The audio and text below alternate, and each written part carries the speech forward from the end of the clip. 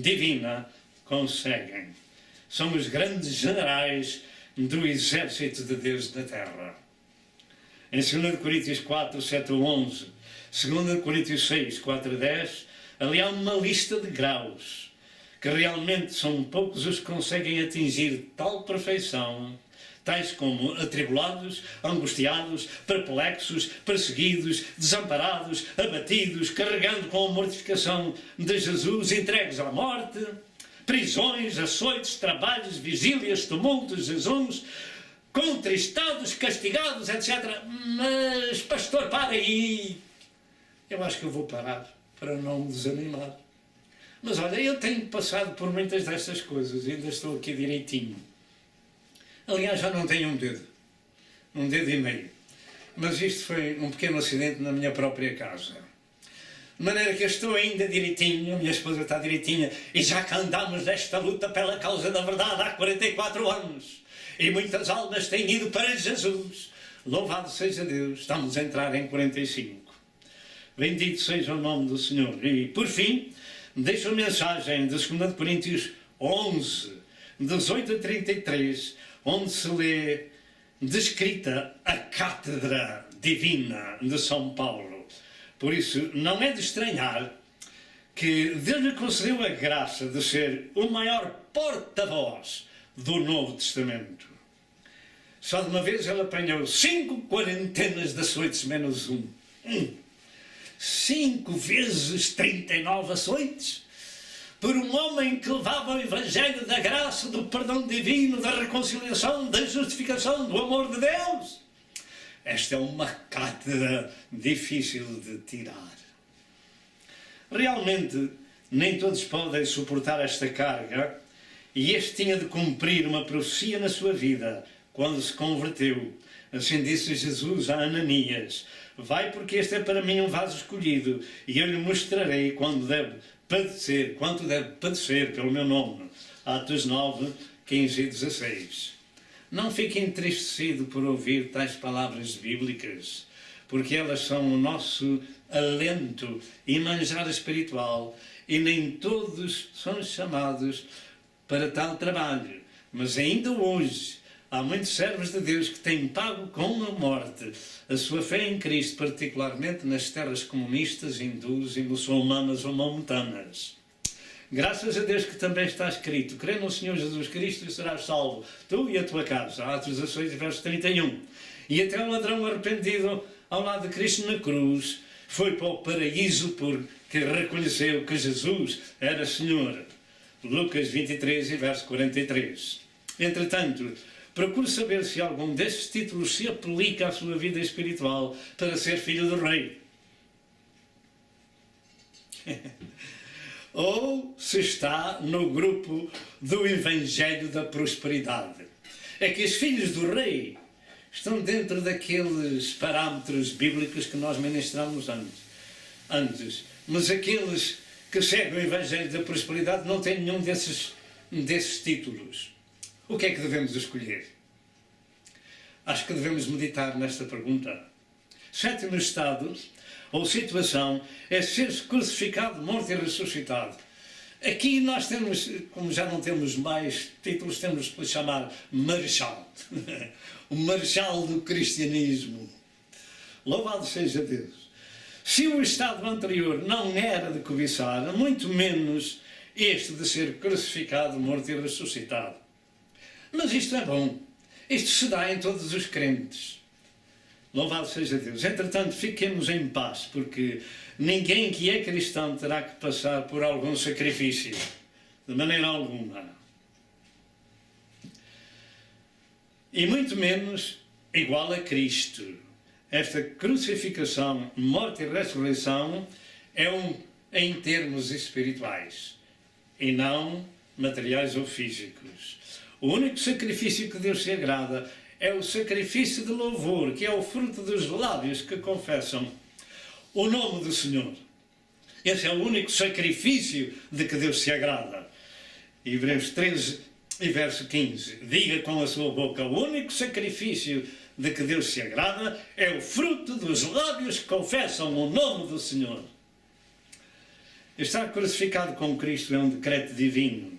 Deus tem decretado isso para a nossa preparação, para as bodas do seu Filho no céu. E pergunta, de que consiste esta crucificação do homem que se chega a Deus? Em Gálatas 12, verso 20, afirma, já estou crucificado com Cristo e vivo não mais eu, mas Cristo vive em mim. E a vida que agora vivo na carne, vivo-a na fé do Filho de Deus, o qual me amou e se entregou a si mesmo por mim. Naturalmente, este verso das Escrituras daria um estudo completo, mas deixarei isto apenas alguns pensamentos e outras Escrituras que nos ajudam a compreender a situação do homem crucificado. Ser-se crucificado para este mundo é não amar o mundo nem aquilo que no mundo há. Porque somos família de Cristo. Estamos com Jesus, somos seus servos e seus filhinhos e não temos que andar nos antros da impiedade. Não temos mais essa vida. Paulo explicava à igreja de Galácia os perigos que estavam enfrentando se voltassem à lei de Moisés, com os seus rituais, etc., em Gálatas 5, verso 2, e relacionado com a circuncisão, que nos ensina que se vos deixar circuncidar Cristo, de nada vos aproveitará. E no verso número 5 afirma, separados estáis de Cristo, vós os que vos justificais pela lei, da graça tendes caído. E é neste aspecto que temos de compreender o estar crucificado, morto e sepultado com Cristo. Em outras palavras, ou seguiam a lei sem tropeçar em qualquer ponto, ou aceitavam a redenção pelo sacrifício de Jesus Cristo e eram salvos pela graça de Deus. Gálatas 2, verso 20, revela-nos comunhão com Cristo na sua vida, no seu sofrimento, na sua morte, etc. É isto que quer dizer crucificado com Cristo. Quando Cristo vive, eu vivo com Ele. Quando Cristo padeceu, eu padeço com Ele. Quando Cristo morre, eu morro com Ele. Quando Ele ressuscita, eu ressuscito com Ele. Eu vivo nele e Ele em mim. Não vivo mais eu, mas Cristo vive em mim. Somos o templo do Espírito Santo, o único lugar na terra onde Deus habita. 1 Coríntios 3, 16 e 17, 1 Coríntios 6, 19 e 20. Ele vive em mim, no meu coração, e lá ficou. A minha vida é submissa ao meu Senhor. O batismo nas águas depois da nossa conversão é a resposta à crucificação. Em morte espiritual, como diz Paulo em Gálatas 2 e verso 20, já estou crucificado com Cristo. O batismo é uma ordenança de Cristo porque ele simboliza essa morte, esse sepultamento e ressurreição dos crentes, seus seguidores. Em Romanos 6, verso 3 ao verso 6, responde com palavras fáceis de serem entendidas quando afirma: ou não sabeis que todos quantos fomos batizados em Jesus Cristo fomos batizados na sua morte? De sorte que fomos sepultados com Ele pelo batismo na morte, para que, como Cristo ressuscitou dos mortos pela glória do Pai, assim andemos nós também em novidade de vida. Porque se fomos plantados juntamente com Ele na semelhança da sua morte, também o seremos na da sua ressurreição. E para melhor compreensão, a situação desta leitura até ao verso 23 nos dará um quadro completo da nossa morte e ressurreição espiritual com o Senhor Jesus e nossa conversão. Por exemplo, em Romanos 6, verso 6 ao verso 11, diz a resposta em termos muito compreensivos, assim diz a palavra do Senhor.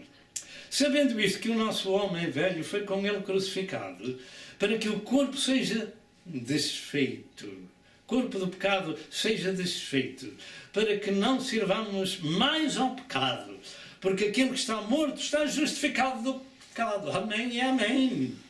Ora, se já morremos com Cristo, cremos que também com Ele viveremos, sabendo que, havendo Cristo ressuscitado dos mortos, já não morre. A morte não mais terá domínio sobre ele. Pois, quanto a ter morrido de uma vez, morreu para o pecado, mas quanto a viver, vive para Deus. Assim também vós, considerai-vos como mortos para o pecado, mas vivos para Deus em nosso Senhor Jesus Cristo. E ponto final, isto é muito importante e compreensível na vida cristã. A conclusão é que para entrarmos para as bodas, para estarmos preparados, temos que tirar um canudo, um diploma da Universidade Divina, um certificado de crucificado. E isso somente se obtém ao pé da cruz. Gálatas 5, verso 24 diz: e os que são de Cristo. E os que são de Cristo. Você é de Cristo. Você é de Cristo. E os que são de Cristo crucificaram a carne com as suas paixões e concupiscências. E os que são de Cristo crucificaram a carne, a sua maneira de ver, de andar, de viver neste mundo, o seu ego, tudo crucificaram, como Paulo disse, tudo aquilo que eu tinha, eu considero tudo como esterco para poder ganhar a Cristo Jesus. Louvado seja Deus. Finalmente ressuscitaram e se prepararam, ressuscitaram espiritualmente. Em Colossenses, capítulo 3, verso 1 ao verso 10, ensina a verdadeira vida cristã em termos de uma vida escondida em Cristo, que se fôssemos a ler, teríamos mais 1 hora de meditação. Deixo isso consigo. Colossenses 3, 1 a 10. Desta forma se prepara a noiva de Cristo para as bodas. Finalizando. O propósito final de Deus são os tesouros eternos dos crentes.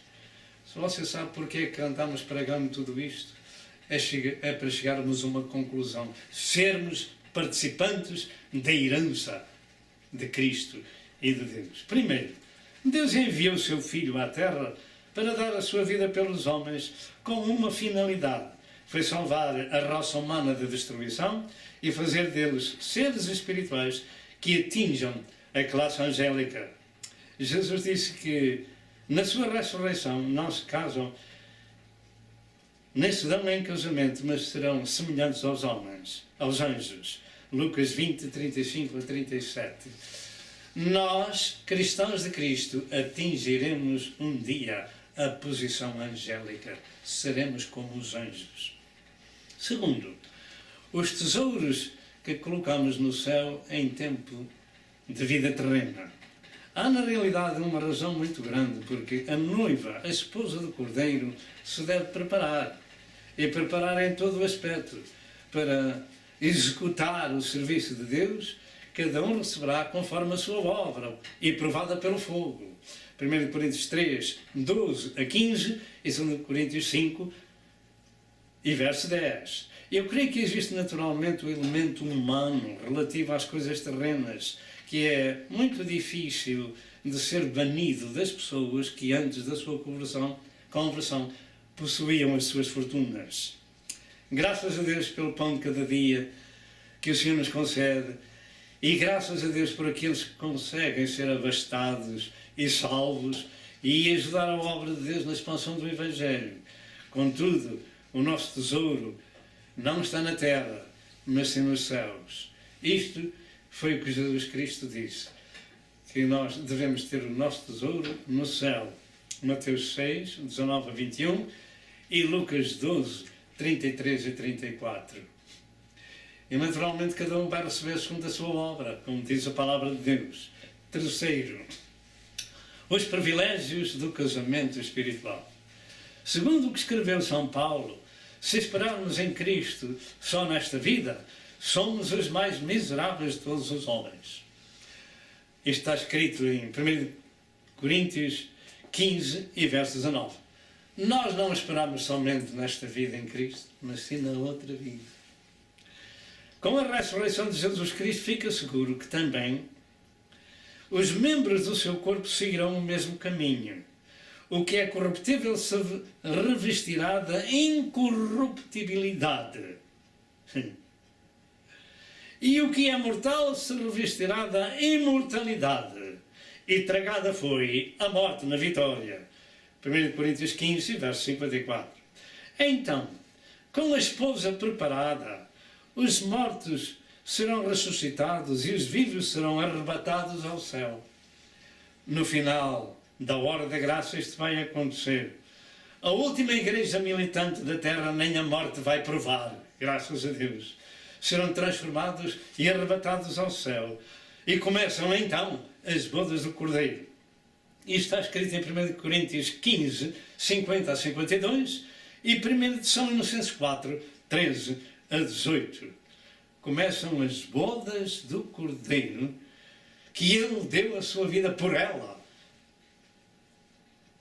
no Calvário, pela sua esposa, pela sua noiva. Com este casamento espiritual no lar da glória do céu, vêm então os privilégios do casamento, ou seja, a herança dos santos, a herança da noiva. Você quer fazer parte dela? Quer fazer parte da herança da noiva? Siga estas instruções que temos dito da Sagrada Escritura. Louvado seja Deus.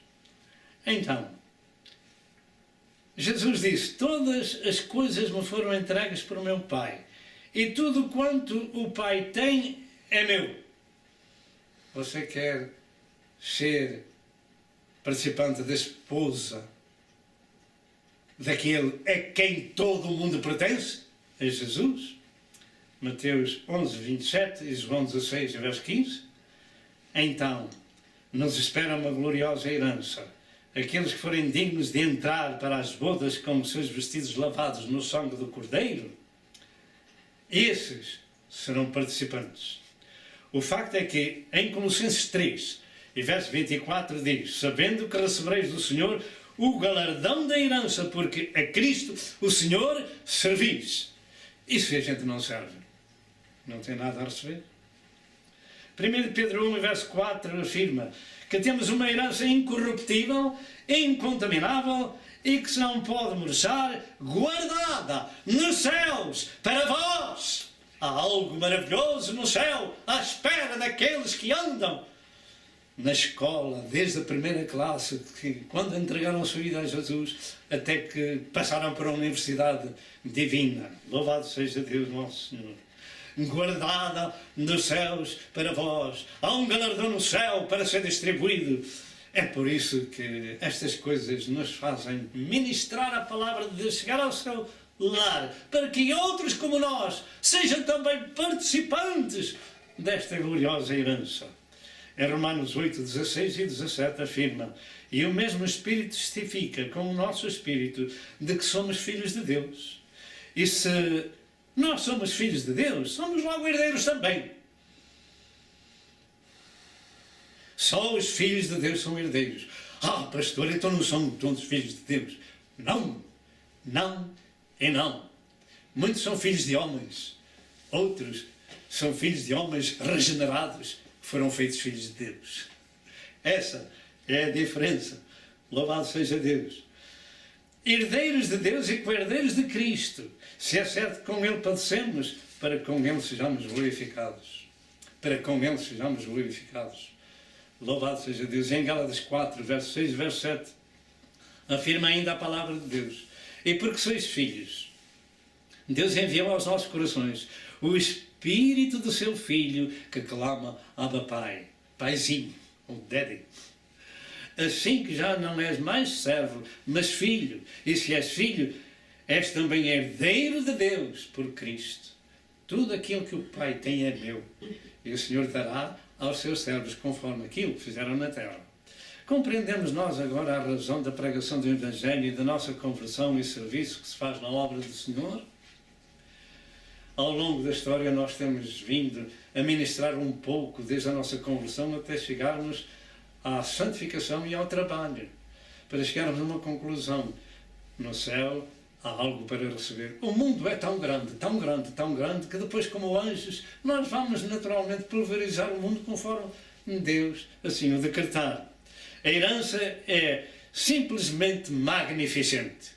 A herança é simplesmente magnificente. Prepare-se para receber essa herança. Por isso será muito bom que não ajuntemos tesouro na terra, mas no céu. Mateus 6, 19 e 20. Lembre-se disto. Foi Jesus que disse: não ajunteis tesouro na terra. Não ajunteis tesouros na terra. Não ajunteis tesouros na terra. Ajuntai-os no céu, porque ali não entra ladrão que o roube. E uma só alma que se alcançar para o reino de Deus é mais valiosa do que todo o mundo. Mateus 16 e verso 26. Se uma só alma é mais valiosa do que todo o mundo, podemos compreender então que podemos ser usados por Deus para que uma alma seja salva. Em toda a nossa vida, se uma só alma for salva, então teremos um galardão maior que o mundo. Oh, louvado seja Deus! Porque o Senhor distribuirá o galardão conforme a obra de cada um. Muitos há que acordam muito tarde para investirem na obra de Deus. Outros há que nunca acordam, ficando agarrados aos tesouros terrenos. E o grande aviso de Deus, neste aspecto, se encontra em 1 Timóteo 6 e verso 7, que diz: porque nada trouxemos para este mundo, e manifesto é que nada levaremos dele. E manifesto é que nada levaremos dele, porque nada trouxemos. Então, o que é que o espera no fim dos seus dias? Prepare-se para ser um participante da noiva de Cristo e receber o seu galardão na herança de Cristo. E eu não tenho tempo, mas você leia em casa. Mas nós vamos ver alguma coisa antes de continuar.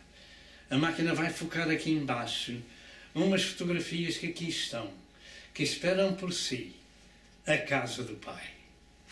A casa do Pai espera por si. Louvado seja o nome do Senhor.